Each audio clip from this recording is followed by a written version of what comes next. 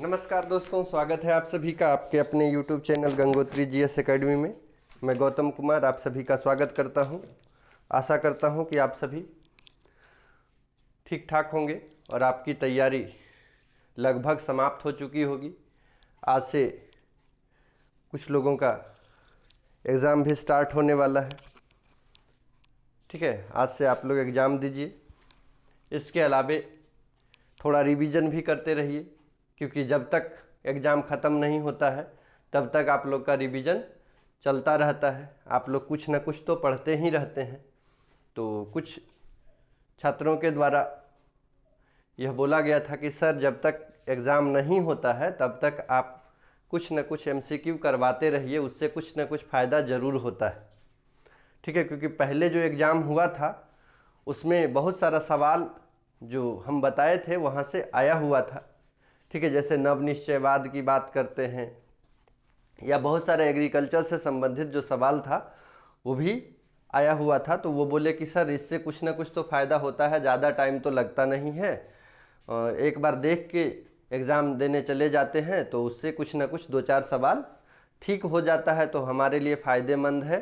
तो आप जो बता दिए थे कि अब सहायक आचार्य के लिए सेशन नहीं लाएंगे, तो जब तक एग्ज़ाम नहीं होता है तब तक आप सेशन को जारी रखिए, जिससे कि हम लोग को फ़ायदा हो। तो उसी को ध्यान में रखते हुए, उन्हीं चीज़ों को ध्यान में रखते हुए आज हम लोग कुछ गेस क्वेश्चन करेंगे। मिक्स गेस क्वेश्चन होगा, जिसमें मिला जुला स्वरूप होगा। भारत का भी कुछ सवाल होगा भारत से संबंधित, इसके अलावे झारखंड से संबंधित, इसके अलावे 2-4-5 करेंट अफेयर्स भी होगा। तो चलिए हम लोग ज़्यादा समय न गवाते हुए, क्योंकि एग्ज़ाम में अब ज़्यादा समय है नहीं, आज आप लोग को एग्ज़ाम देने भी जाना है, तो शुरुआत करते हैं। आज का सबसे पहला सवाल है, ध्यान से पढ़िएगा सवाल, उसके बाद उसका आंसर देने का प्रयास करिएगा। ठीक है, तो देखिए आज का पहला सवाल है कि निम्नलिखित में से किस भारतीय राज्य ने 2023 में मोटो जीपी भारत रेस की मेजबानी की थी। आपको बताना है कि किस भारतीय राज्य के द्वारा मोटो जीपी भारत रेस की मेजबानी की गई थी। ऑप्शन है आपके पास उत्तर प्रदेश, महाराष्ट्र, पश्चिम बंगाल और पंजाब। तो इसका सही आंसर क्या है? फटाफट आंसर दीजिए आप लोग। इसका सही आंसर क्या होगा? ऑप्शन है आपके पास उत्तर प्रदेश, महाराष्ट्र, पश्चिम बंगाल और पंजाब। तो देखिए इसका करंट से सवाल है, इसका सही आंसर होगा उत्तर प्रदेश। ठीक है, सही आंसर क्या है? उत्तर प्रदेश। ठीक है, उत्तर प्रदेश के द्वारा 2023 में मोटो जीपी भारत रेस की मेजबानी की गई थी। चलिए अगला सवाल। दूसरा सवाल है, दुनिया के पहले रोबोटिक चेक इन असिस्टेंट का निम्नलिखित नाम क्या था, जिसे अमीरात द्वारा लॉन्च किया गया था? तो देखिए दुनिया का पहला रोबोटिक चेक इन असिस्टेंट जिसको अमीरात द्वारा लागू किया गया था, लॉन्च किया गया था, उसका नाम आपको बताना है। ठीक है, पहला robotic check in assistant. Option है आपके पास सारा, नीरी, हुनी, इनमें से कोई नहीं। तो पहला रोबोटिक असिस्टेंट जो अमीरात के द्वारा लॉन्च किया गया था उसका नाम आप लोग को बताना है। ऑप्शन है सारा, नीरी, हुनी, इनमें से कोई नहीं। ये भी करंट का ही सवाल है। चलिए इसका सही आंसर है आपका सारा। ठीक है, अमीरात के द्वारा जो robotic check in assistant launch किया गया था उसका नाम सारा है। ठीक है, तो ध्यान से देखिए, यदि आपके एग्ज़ाम में ये सब सवाल आ गया तो आपके लिए फ़ायदेमंद होगा, आपको एग्ज़ाम पास कराने में महत्वपूर्ण भूमिका निभाएगा। इसके अलावा समय समय पर करेंट्स का भी सवाल लेके आएंगे। थोड़ा सा कुछ तकनीकी समस्या था, इसके अलावा हम बीमार भी थे बहुत दिन से। अभी भी उस तरह से ठीक नहीं हो पाए हैं, ठीक है, लेकिन तब पर भी जब ठीक लगा कि चलो अब उस हालत में है कि हम पढ़ा सकें, थोड़ा सा दिक्कत होने के बाद भी, तो हम प्रयास कर रहे हैं कि लगातार सेशन को लाया जाए। देखिए तीसरा सवाल है, आज का तीसरा सवाल, ग्लोबल वार्मिंग पोटेंशियल, ठीक है, ग्लोबल वार्मिंग पोटेंशियल GWP बोला जाता है। ग्लोबल वार्मिंग पोटेंशियल की गणना के लिए संदर्भ के रूप में किस गैस का उपयोग किया जाता है? तो आपको बताना है कि ग्लोबल वार्मिंग पोटेंशियल की गणना के लिए संदर्भ के रूप में किस गैस का उपयोग किया जाता है। ऑप्शन है आपके पास मीथेन, ओजोन, नाइट्रस ऑक्साइड और कार्बन डाइऑक्साइड। तो ध्यान रखना है ग्लोबल वार्मिंग पोटेंशियल GWP, इसका फुल फॉर्म होता है ग्लोबल वार्मिंग पोटेंशियल की गणना के संदर्भ के रूप में किस गैस का उपयोग किया जाता है। ऑप्शन है आपके पास मीथेन, ओजोन, नाइट्रस ऑक्साइड और कार्बन डाइऑक्साइड, ठीक है। तो इसका सही आंसर होगा कार्बन डाइऑक्साइड, ठीक है। कार्बन डाइऑक्साइड को GWP ग्लोबल वार्मिंग पोटेंशियल के लिए उपयोग किया जाता है गणना के लिए, क्योंकि आपको पता है CO2 क्या करता है, तो CO2 जो है वो टेरेस्ट्रियल रेडिएशन,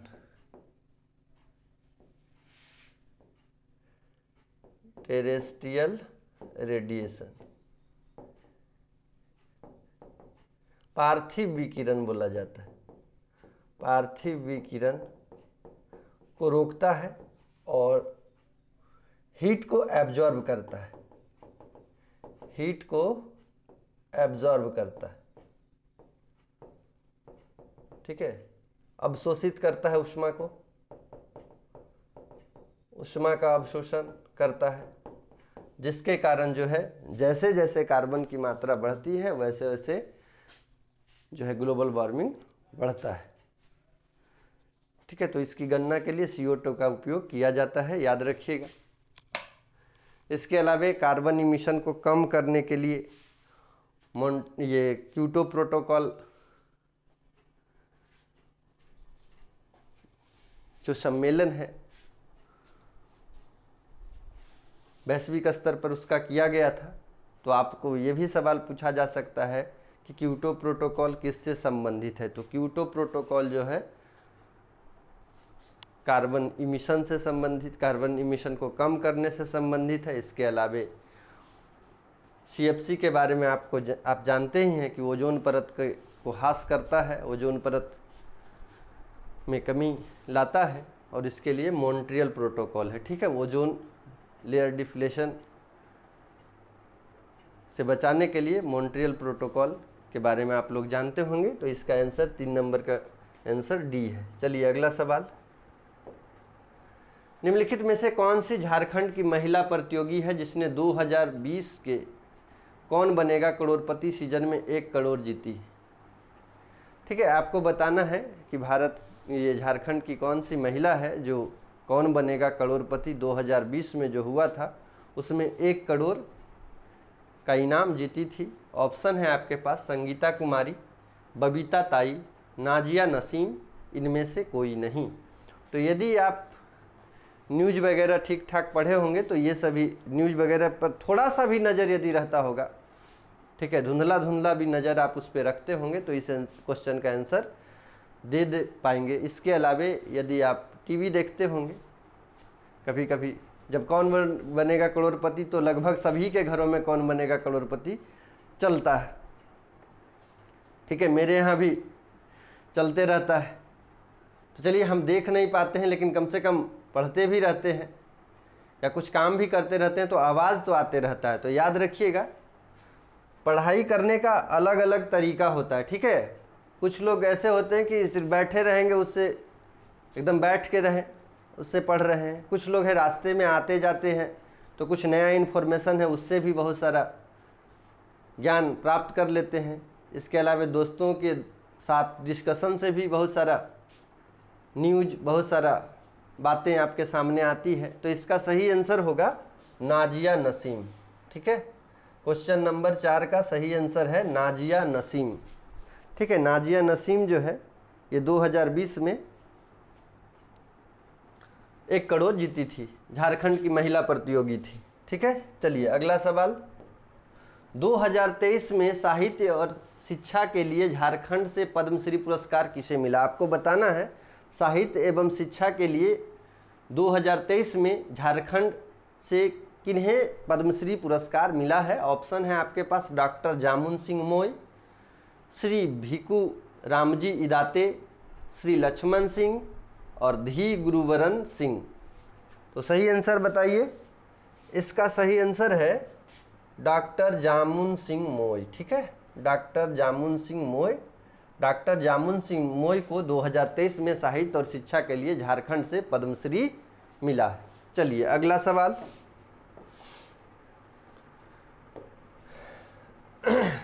छठा सवाल है ना, बेतला राष्ट्रीय उद्यान किन भारतीय राज्य में है? ये तो आसान सा क्वेश्चन है, सभी लोग दे दीजिएगा। इसका आंसर सभी लोग दे सकते हैं, एकदम आसान सा क्वेश्चन है।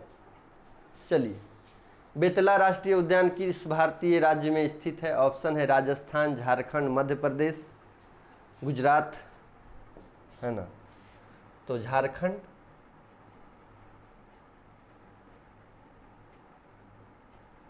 बेतला पलामू में है।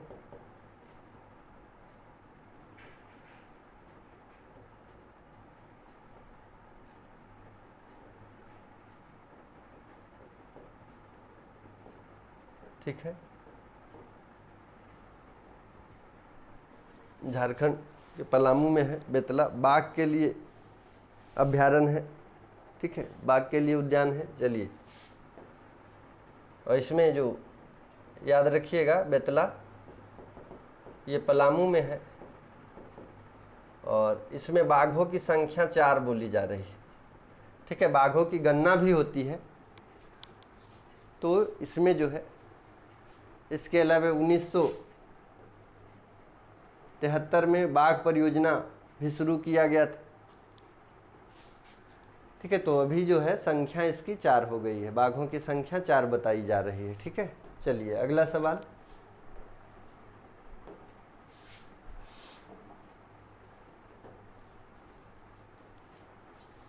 किस राज्य को भारत के पहले जैविक राज्य के रूप में मान्यता प्राप्त है? आपको बताना है कि किस राज्य को भारत के पहले जैविक राज्य के रूप में मान्यता प्राप्त है।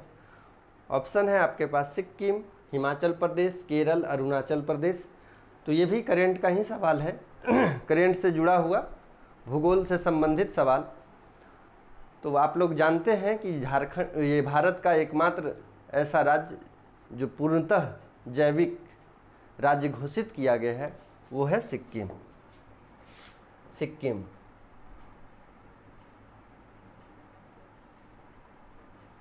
ठीक है, तो पूर्णतः जैविक राज्य के रूप में किसे घोषित किया गया है या किसे मान्यता मिला है? तो सिक्किम को। चलिए अगला सवाल। निम्नलिखित में से किसे भारत की बाघ राजधानी के रूप में मान्यता प्राप्त है? आपको बताना है कि बाघ राजधानी के रूप में किसे मान्यता प्राप्त है। ऑप्शन है आपके पास जयपुर, भोपाल, नागपुर और इंदौर। तो ऐसे यदि आप पढ़े होंगे तो एमपी के बारे में जाना जाता है कि बाघों के लिए, ठीक है, जाना जाता है। बाघ जो है, यहाँ बाघों की संख्या ज़्यादा है, एमपी के बारे में बात करते हैं। तो इसके हिसाब से 90% लोग जो हैं वो भोपाल लगाएंगे, लेकिन इसका सही आंसर होगा नागपुर। ठीक है, सही आंसर है नागपुर।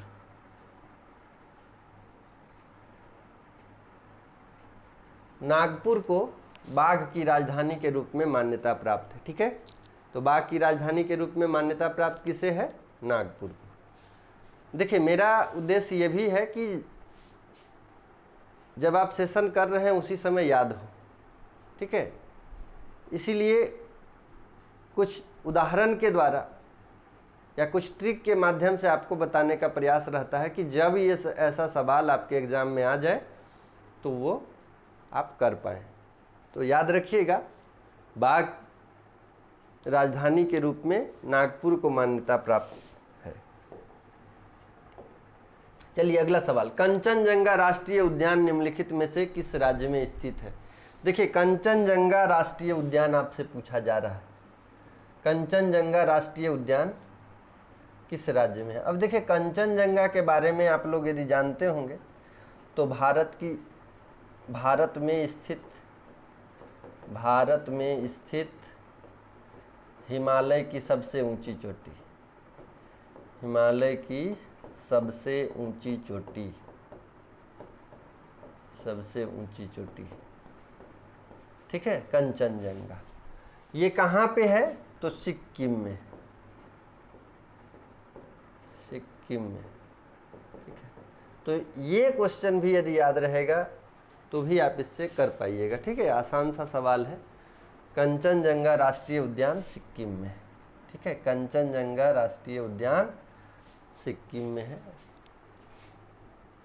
ऑप्शन था आपके पास उत्तराखंड, सिक्किम, अरुणाचल प्रदेश और हिमाचल प्रदेश, तो इसका सही आंसर होगा सिक्किम, ठीक है। चलिए अगला सवाल,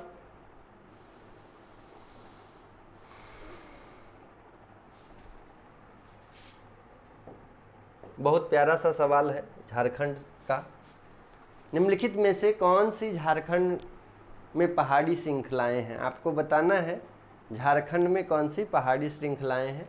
ऑप्शन है आपके पास गिरनार रेंज, पीरपंजाल रेंज, पारसनाथ पहाड़ी और अरावली पर्वतमाला।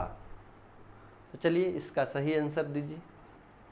देखिए, गिरनार तो नहीं हो सकता है, ठीक है, पीरपंजाल भी नहीं होगा, काराकोरम, लद्दाख, जास्कर, पीरपंजाल, याद रखिए ट्रांस हिमालय का है। और चौथा है अरावली। अरावली के बारे में आप लोग जानते हैं कि विश्व का सबसे प्राचीनतम बलित पर्वतों में से एक है। अभी जो है अपघर्षित पर्वत या अवशिष्ट पर्वत का उदाहरण प्रस्तुत करता है। गुजरात से लेकर के दिल्ली तक इसका विस्तार 800 किलोमीटर में है अरावली का, ठीक है। तो अरावली भी नहीं होगा, तो जो बचता है वो है आपका पारसनाथ की पहाड़ी। और पारसनाथ की पहाड़ी के बारे में आपको पता है कहाँ पे है? ये गिरिडीह में है, गिरिडीह में है पारसनाथ की पहाड़ी। इसके अलावे और क्या याद रखना है? तो छोटा नागपुर पठार का सबसे उच्चतम बिंदु है, ठीक है, छोटा नागपुर पठार का सबसे उच्चतम बिंदु 1365 मीटर है, ठीक है। और ये जो है जैन धर्मावलियों के लिए प्रसिद्ध है, जैन धर्मावली। यहाँ पे मंदिर है, ठीक है, जैन धर्म के तीर्थंकर जो हैं पारसनाथ, ठीक है, उनको निर्वाण की प्राप्ति यहाँ पे हुई ऐसा माना जाता है। तो याद रखिएगा पारसनाथ की पहाड़ी कहाँ पे है? गिरिडीह में है। किस लिए विख्यात है? तो याद रखिएगा जैन धर्मावली के लिए। और दूसरा, छोटा नागपुर पठार का जो सबसे उच्चतम बिंदु है वो पारसनाथ की पहाड़ी है। लेकिन कभी कभी आपसे उच्चतम भूमि पूछेगा, उच्च भूमि, तो छोटा नागपुर पठार का उच्च भूमि जो है उसको बोलते हैं पाट प्रदेश, पाट प्रदेश, ठीक है। लेकिन उच्चतम बिंदु जब होगा तब आपका पारसनाथ होगा, तो ये ध्यान रखिएगा। बाकी चले हम लोग अगले सवाल की ओर। आइए, झारखंड में 11 नंबर सवाल पूछा जा रहा है कि झारखंड में कितनी अनुसूचित जनजातियों की मान्यता प्राप्त है। आपको बताना है झारखंड में कितनी अनुसूचित जातियों की मान्यता प्राप्त है। ऑप्शन है 30, 28, 32, इनमें से कोई नहीं। चलिए देखिए, कुछ लोग का इसमें आंसर आएगा 33।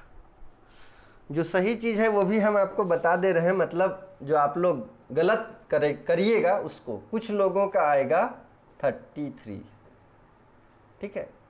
33 में पूरन जनजाति जो है इसको भी मान्यता मिला है, लेकिन पूरी तरह से जो है आधिकारिक तौर पर इसकी पुष्टि पूर्णतः नहीं हो पाई है, ठीक है, पूरन जनजाति के बारे में आप लोग सुने होंगे, कई सारा बुक में भी आपको मिला होगा। ठीक है, तो आप लोग 33 कीजिएगा, लेकिन अभी आधिकारिक तौर से जो भी एग्जाम में आ रहा है उसमें यही 32 को ही माना जा रहा है। ठीक है, तो सही आंसर है 32। ठीक है, भारत की जब ये झारखंड की जब जनजाति की बात करते हैं तो 32 जनजाति आप लोग पढ़े होंगे, जिसमें 8 जो है आदिम जनजाति है, 8 जो है आदिम जनजाति है, और 24 जो है वो जनजाति। इसके अलावा सबसे पुरानी जनजाति असुर को माना जाता है, सबसे पुरानी जनजाति असुर है, और असुर को लोहा गलाने की जो है प्रक्रिया प्राप्त थी, लोहा गलाना। ठीक है, लोहा गलाने की प्रक्रिया प्राप्त थी, और लोहा से अस्त्र शस्त्र बनाने की भी जो प्रक्रिया है वो ये लोग जानते थे। तो ये याद रखिएगा, यहाँ से 1-2 सवाल पूछा जा सकता है। कितनी आदिम जनजाति है ये भी पूछा जा सकता है। चलिए अगला सवाल 22 नंबर क्वेश्चन, झारखंड में इंडियन स्कूल ऑफ माइंस कहाँ स्थित है? आपको बताना है ISM, Indian school of mines. ठीक है, ISM, Indian school of mine, Indian school of mines, ये कहाँ पे?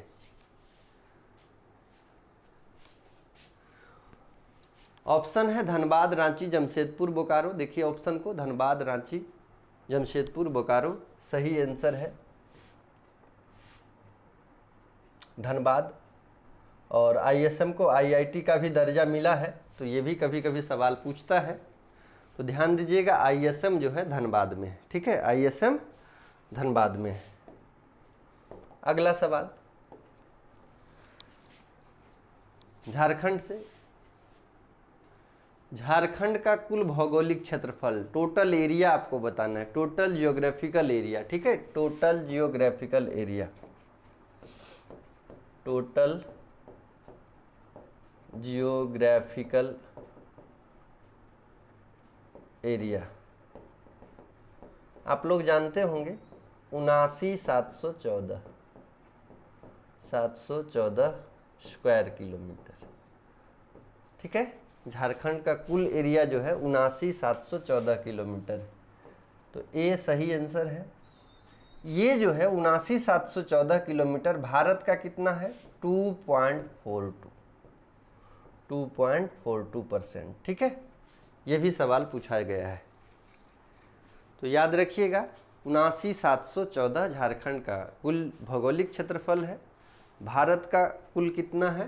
तो 2.42%।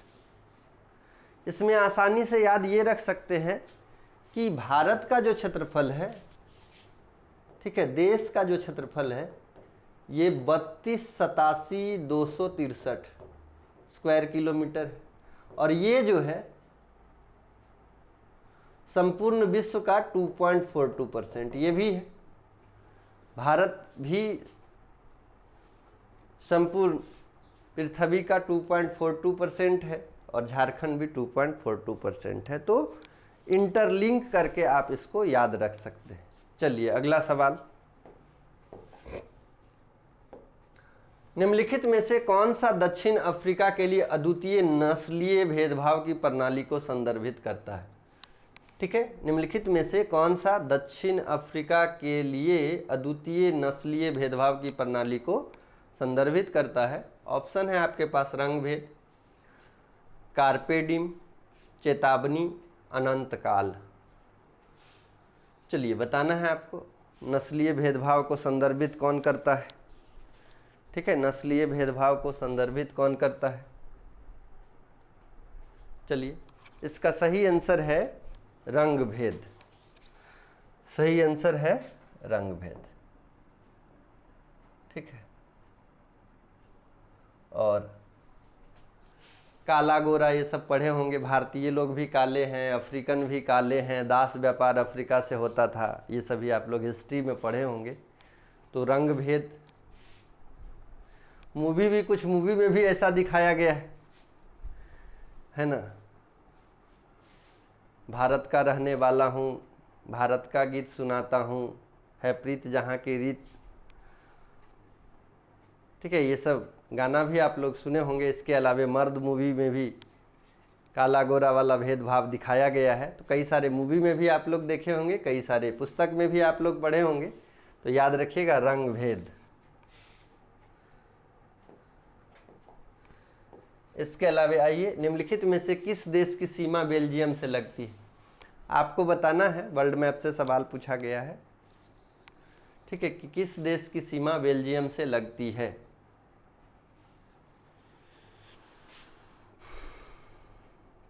किस देश की सीमा बेल्जियम से लगती है, आपको बताना है।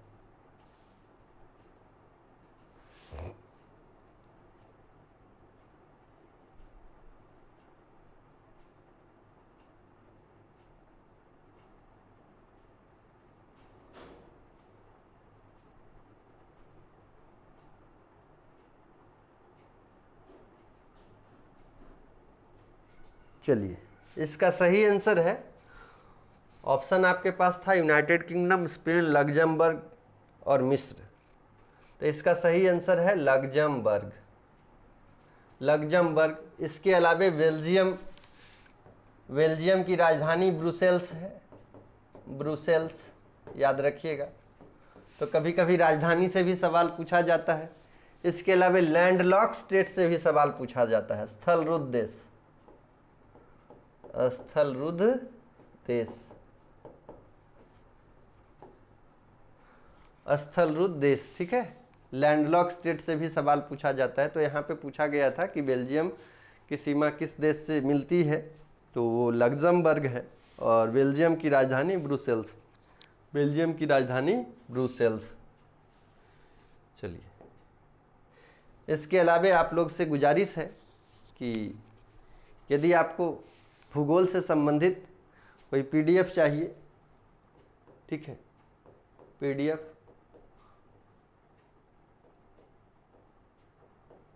कुछ पीडीएफ तो पेड भी होगा, ठीक है, इसके अलावा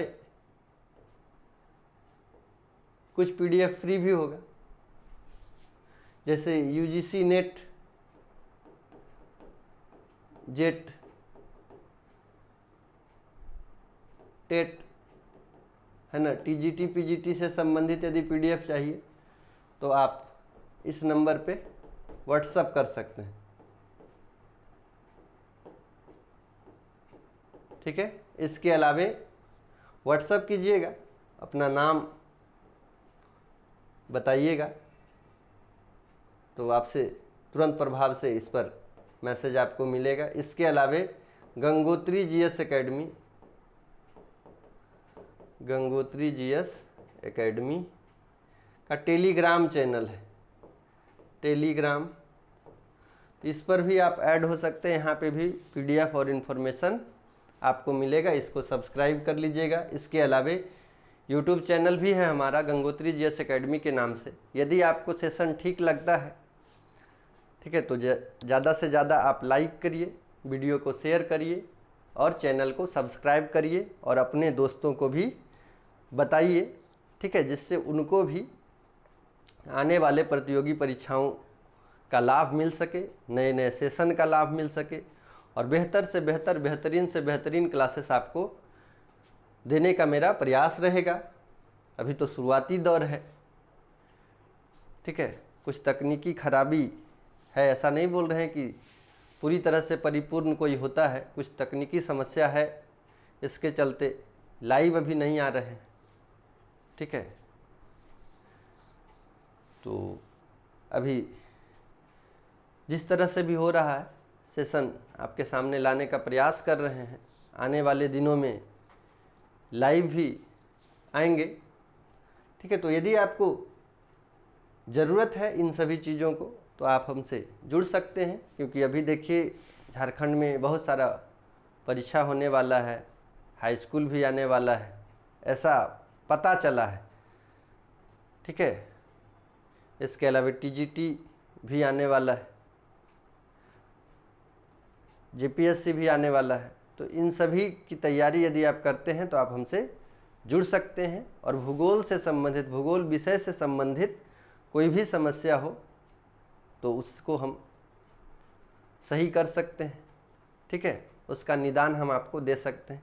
इसके अलावा जीएस से संबंधित कोई भी समस्या हो उसको भी हम हल कर सकते हैं, लेकिन फिलहाल अभी भूगोल पर ज़्यादा फोकस कर रहे हैं। ठीक है, ताकि भूगोल से संबंधित आप लोग का जो समस्या है वो दूर हो सके। तो चलिए अगला सवाल।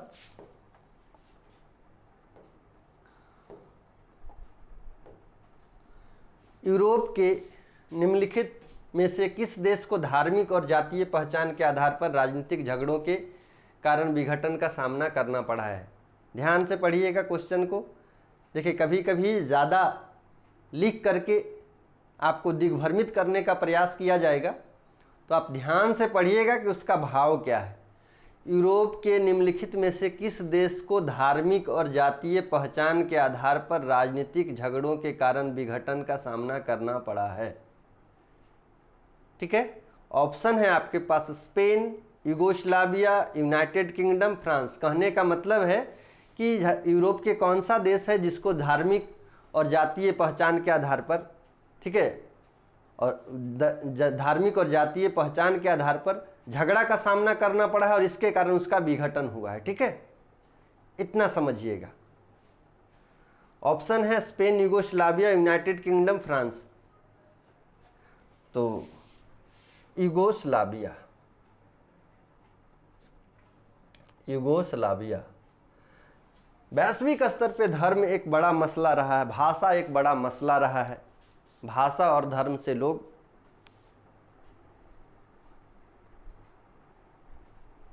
इमोशनली अटैच रहते हैं, भावनात्मक रूप से वो जुड़े रहते हैं उससे, और कहीं कहीं ये जुड़ाव जो है कभी कभी विघटन का कारण बनता है। जैसे भारत और पाकिस्तान का भी विभाजन हुआ। इसके अलावे अपने देश के अंदर भी भाषा के आधार पर अलग अलग राज्य का विभाजन भी हुआ है। ठीक है, यदि पॉलिटी पढ़े होंगे तो अलग अलग कमेटी जो है वो इसका विरोध कर रही थी कि भाषा के आधार पर विभाजन नहीं होना चाहिए, प्रशासनिक आधार पर विभाजन होना चाहिए। लेकिन अंततः जो है कुछ वैसा राजनीतिक उठापटक हुआ जिसके कारण भाषा के आधार पर भारत का भी विभाजन हुआ है। तो यहाँ पे आपको बताना है कि धार्मिक और जातीय पहचान के आधार पर किस यूरोपीय देशों में राजनीतिक झगड़ा हुआ और इसके साथ उसका विघटन हुआ है। तो ऑप्शन है, सही ऑप्शन यूगोस्लाविया। चलिए अगला सवाल।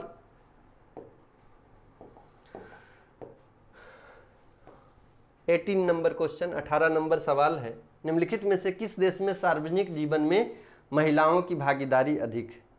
आपको बताना है कि किस देश में सार्वजनिक जीवन में महिलाओं की भागीदारी अधिक है। ऑप्शन है आपके पास बांग्लादेश और पाकिस्तान, नॉर्वे और स्वीडन, भारत और श्रीलंका, नेपाल और अफगानिस्तान। ठीक है, देखिए यहाँ पे ऑप्शन को ध्यान से देखिए। नेपाल और अफगानिस्तान में तो नहीं हो सकता है, महिलाओं की भागीदारी उतना यहाँ पे नहीं है। भारत और श्रीलंका में भी उतनी भागीदारी नहीं है। ठीक है, सार्वजनिक जीवन में तो नहीं है। भारत में व्यक्तिगत जीवन की बात करें, ठीक है, पारिवारिक जीवन की बात करें तो उसमें भागीदारी है। सामाजिक स्तर पर भागीदारी है, लेकिन सार्वजनिक स्तर पर महिलाओं की भागीदारी भारत में भी कम है, श्रीलंका में भी कम है, बांग्लादेश और पाकिस्तान में तो और कम है। तो इसका सही आंसर होगा नॉर्वे और स्वीडन। यूरोपीय देश नॉर्वे और स्वीडन, ठीक है, सार्वजनिक जीवन में महिलाओं की भागीदारी अधिक है। चलिए, पिछले कुछ दशकों से भारत में भी जो है माहौल बदला है। तो महिलाएं जो है अलग अलग क्षेत्र में अपना योगदान दे रही है।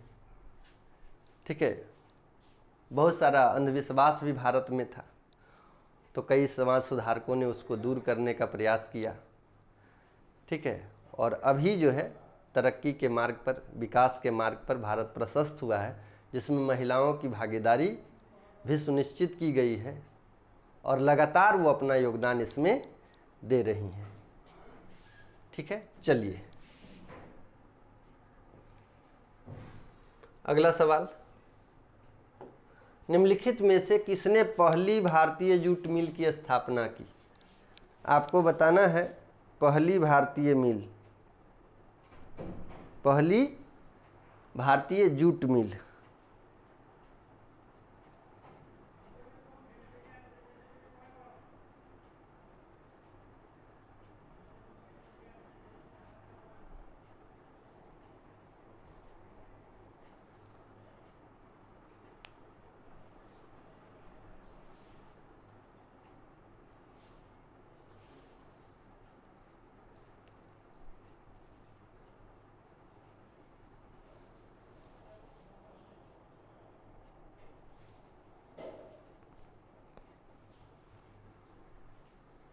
ठीक है, पहली भारतीय जूट मिल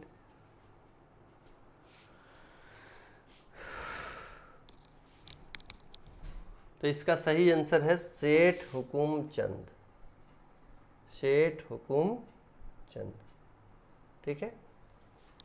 भारत में किसने पहली भारतीय जूट मिल की स्थापना की? सेठ हुकुम चंद। भारत में यदि आप कोई भी उद्योग की देखें तो पहला बार असफल होता है, फिर सफल होता है, यही भारत में उद्योगों की कहानी है, ठीक है। तो सबसे पहला जो है भारतीय जूट मिल की बात करें तो रिसरा में शुरू हुआ था, ठीक है। ऑकलैंड मिल 1855 में ब्रिटिश एम्पायर के द्वारा शुरू किया गया था, ठीक है, याद रखिएगा। तो पहली भारतीय जूट मिल जो है उसकी स्थापना सेठ हुकुमचंद के द्वारा। चलिए अगला सवाल, निम्नलिखित में से किसने 18वीं शताब्दी के दौरान अमेरिकी कपास और चीनी बागानों में काम किया? आपको बताना है कि 18वीं शताब्दी में किसके द्वारा अमेरिकी कपास और चीनी बागानों में काम किया गया था, किन लोगों के द्वारा?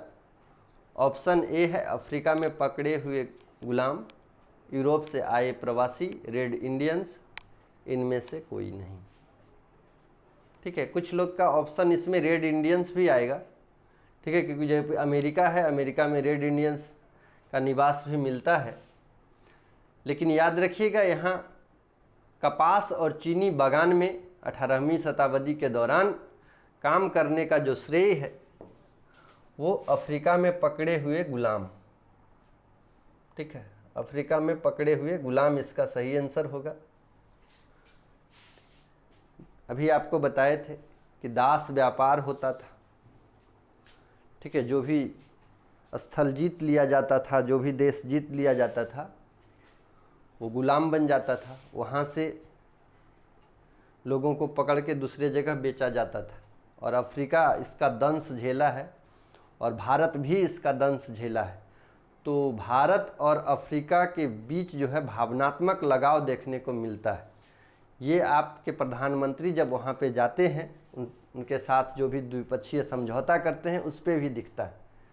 एक इमोशनल अटैचमेंट अफ्रीका के देशों का भारत के साथ है, क्योंकि अफ्रीका भी काफ़ी लंबे समय तक गुलामी का दंश झेला है, भारत भी गुलामी का दंश झेला है, ठीक है। तो इससे एक समरूपता देखने को मिलती है।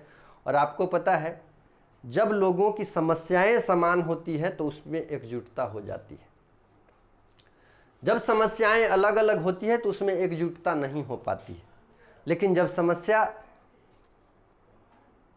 समान होता है तो एकजुटता हो जाती है। जैसे उदाहरण हम आप लोग को देते हैं कि वर्तमान समय में बेरोजगारी एक बहुत बड़ी समस्या है पूरे देश में, सिर्फ झारखंड की बात ना करें। और इसके लिए छात्र एकजुट होकर दबाव बनाते हैं कि एग्ज़ाम होना ही चाहिए।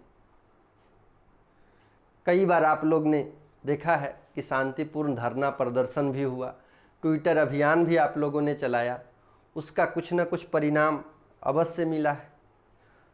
ठीक है, एकजुटता का ही परिणाम है कि आपका सारा एग्ज़ाम जो है, इतना एकजुटता का प्रभाव पड़ा, सरकारों पर दबाव पड़ा, जिसके कारण जो है आपका एग्ज़ाम जल्दी जल्दी होना शुरू हो गया। अब सबसे बहुत चर्चित बोल सकते हैं, सबसे ज़्यादा विवादित बोल सकते हैं, सबसे ज़्यादा समय लेने वाला एग्ज़ाम सीजीएल, तो सीजीएल के बारे में भी बोला जा रहा है कि सितंबर तक इसको ख़त्म किया जाए। ठीक है, छात्रों के द्वारा यह मांग किया गया है कि सितंबर तक इसको ख़त्म करिए, बहुत हुआ। तो याद रखिएगा, कभी कभी हठ का भी सहारा लेना पड़ता है अपने बातों को मनाने के लिए। याद करिए, बचपन में आप अपने घर में यदि आपको कोई प्रिय वस्तु है वो नहीं मिलता था, या बर्थडे है उसमें कुछ आपको गिफ्ट नहीं मिलता था, या पैसा नहीं मिलता था, तो आप हट अपनाते थे मम्मी पापा के पास, तो आपको वो चीज़ें मिल जाती थी। तो कभी कभी ऐसा भी करना पड़ता है। तो याद रखिएगा कि भारत और अफ्रीका ये दोनों जो है गुलामी का दंश झेला है। तो यहाँ पे सही आंसर होगा अफ्रीका में पकड़े गए गुलाम। चलिए अगला सवाल, निम्नलिखित में से किस वर्ष में अलबरूनी का जन्म वर्तमान उज्बेकिस्तान में हुआ था? आपको बताना है कि वर्तमान उज्बेकिस्तान में अलबरूनी का जन्म हुआ था, वो कब हुआ था? तो इसका सही आंसर होगा 1973। सही आंसर है 1973। ठीक है, अलबरूनी महमूद गजनवी के काल में ये भारत आया था। ठीक है, ये जो है महमूद गजनवी के काल में भारत आया था। भारत के बारे में बहुत कुछ ये वर्णन भी किया है।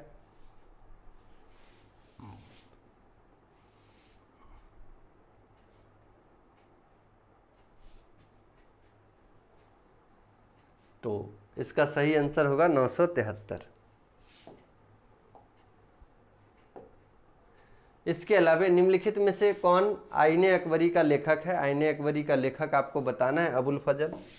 आईने अकबरी अबुल फजल। ठीक है, आईने अकबरी अबुल फजल। चलिए अगला सवाल, फ्रांसीसियों ने पश्चिम अफ्रीका में निम्नलिखित में से कौन से बागान की स्थापना की? आपको बताना है कि फ्रांसीसियों के द्वारा पश्चिमी अफ्रीका में निम्नलिखित में से कौन सी बागान की स्थापना की गई थी? तो इसका सही आंसर है कॉफी बागान। सही आंसर है कॉफी बागान। चलिए अगला सवाल, निम्नलिखित में से कौन सी फसल व्यापक वाणिज्य अनाज खेती की प्रमुख फसल है? निम्नलिखित में से कौन सी फसल व्यापक वाणिज्य अनाज खेती की प्रमुख फसल है? ऑप्शन है आपके पास राई, गेहूं, बाजरा, ज्वार। चलिए, कौन सी फसल व्यापक वाणिज्यिक अनाज खेती की प्रमुख फसल है? सही आंसर है इसका गेहूं। ठीक है, सही आंसर क्या होगा? गेहूं।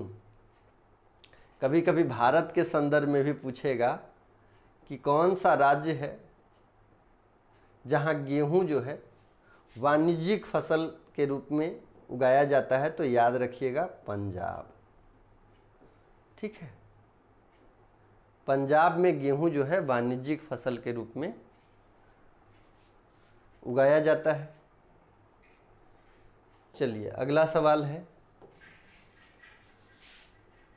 विटीकल्चर खेती है। आपको बताना है कि विटीकल्चर खेती